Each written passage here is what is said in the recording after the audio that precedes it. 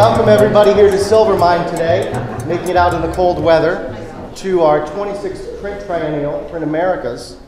We had over 500 submissions, and you can see here in the gallery spaces throughout the center we have examples of the work that were selected by our juror who is here today to present to us. As about 55 artists were selected out of over 500 submissions. Quickly, I'd like to just thank a few people that are here that helped make this possible. I'd like to thank Ann Conrad and Marjorie Tomchuk for all their hard work and efforts helping to get this submissions to the process and to get the prospectus and the catalog together. Without further ado, I'd like to introduce our juror today.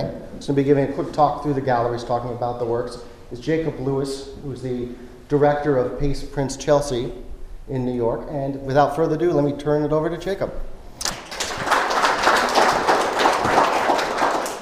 Thank you for everything, and I'm very honored to be here. I'll give you a little bit of my background so you kind of understand maybe why they've asked me to do this. As I told you, I am the director of Pace Prints Chelsea. My main goal for Pace Prints and what my job is I'm currently developing what we consider our younger generations of artists. At the same time as I'm pushing the idea of how we use printmaking in the medium and how we can also kind of all of a sudden bring the statue of printmaking to a higher level to where it is competing with the realms of painting and sculpture. Now you're probably wondering why I'm telling you all that, and that's mostly because that's how I approach this show. I went through these works, and honestly this is my first time physically seeing these things myself. But as I went through the slides, I kept looking for certain ways that people were approaching the medium, who had the most skill at the same time, as well as who was pushing their iconography, and how they all kind of come together. I kind of tried to stay away from subject matter just for the reasons of that I don't know these artists as well as I would say my own. And at the other time is that since I haven't seen the works in depth, it seemed kind of unusual for me to try to pick things on subject matter and curating anything like that.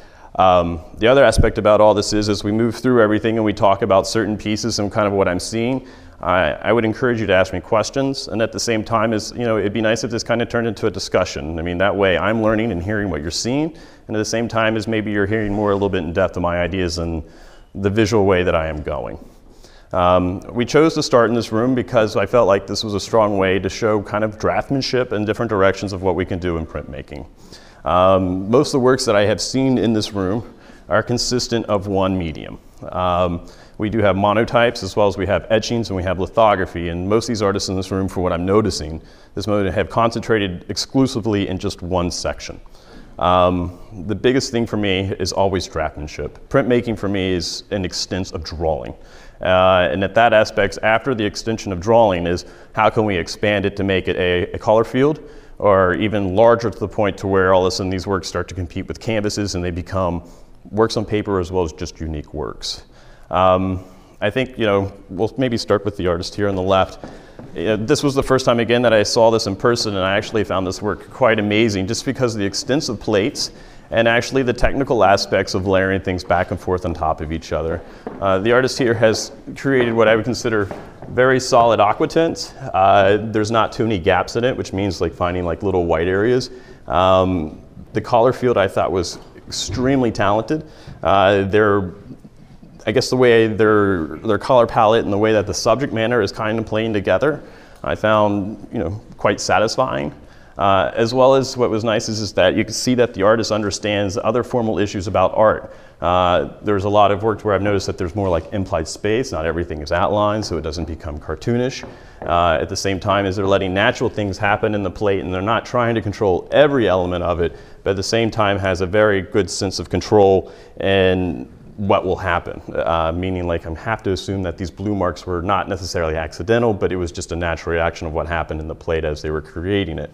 The other thing that I found kind of interesting is it looks like the artist even took the understanding of knowing that something wasn't quite finished through the printing, that some hand element had happened. And it looks like in certain corners of the area I felt like there was maybe some spray paint that had been added to it, which kind of was nice to me because it shows that all of a sudden that we are still pushing these as works on paper. It doesn't always have to be just the surface and also just what happens in the etching process.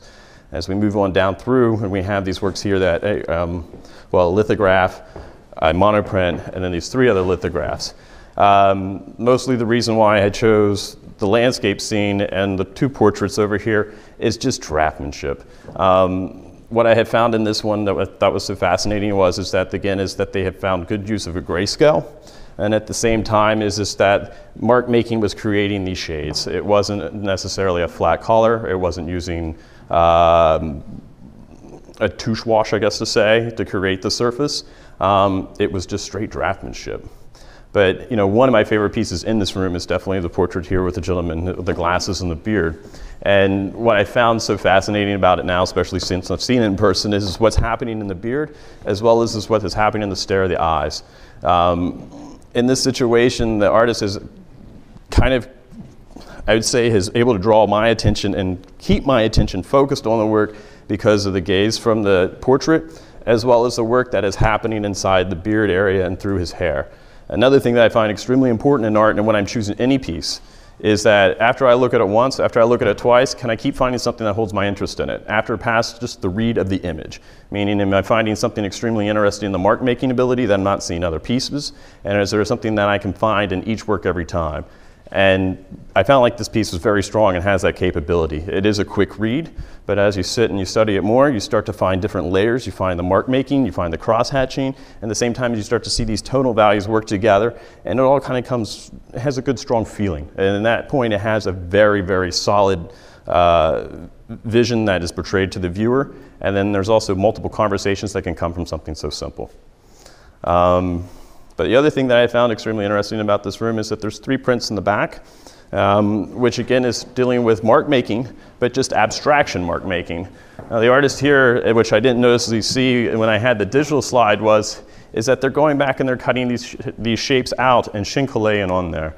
And just the technical aspects of being able to cut these fine detailed lines out, print on top of it, and then use a chincollet and combine all these works together is, in my opinion, a great feat.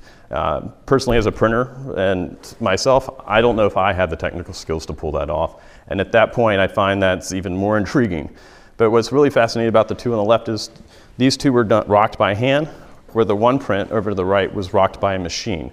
Now, the 2 that are rocked by a hand, all of a sudden you don't have this grid line base that's happened in the first one that we've seen on the right-hand side. And what happens is this one becomes a lot smoother, and at the same time, it's all of a sudden the tension of light. Yeah. You said rocked? Rocked, yes, I'm sorry. In case we don't know what a mezzotint rocker is, a mezzotint rocker is literally a blade that has hundreds of teeth on it, we'll say.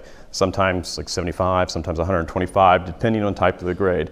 And what's so hard about a mezzotint is the pattern that you have to rock the plate. The artist there has a piece of copper, and it's mirror polished, and they sit there with this little rocker and you rock back and forth just across your hand slowly, and it creates these little divots in each one and little dots. And the thing is, there's a very specific pattern that you have to do this and turn the plates. I mean, a lot of times it takes 2 to 3 passes to get it correct, but if you misrock the plate's ruined. And at that point you'll find a gouge in it as you start to work back, and all of a sudden that image can't be created any longer, or at least not to maybe what the artist was intending for it to happen. Going with a machine rock plate, it's already been done, it's perfectly done. The only thing is that you're not getting the angle, so you always see a grid when you go back for it. But for the artist, most likely that's the safest way to go, as long as you don't have to, as long as you don't gouge the surface after it's already been completed. So it's a very old school way of making prints and producing color and producing like flat areas, but it's also very rarely seen done anymore, and there's not too many people that I know that do it. Actually, one of my favorite printmakers that taught me how to rock a plate was Carol Wax, and she's known for like doing these Singer sewing machines and like these fans, and they're highlighting, and I feel like mezzotint's a good way of exploring still life and light, and kind of like we use charcoal drawing. But it seems like maybe we should move into the other room, and we could maybe talk about some of our winners, and at the same time as other things like woodcuts and other elements that we see.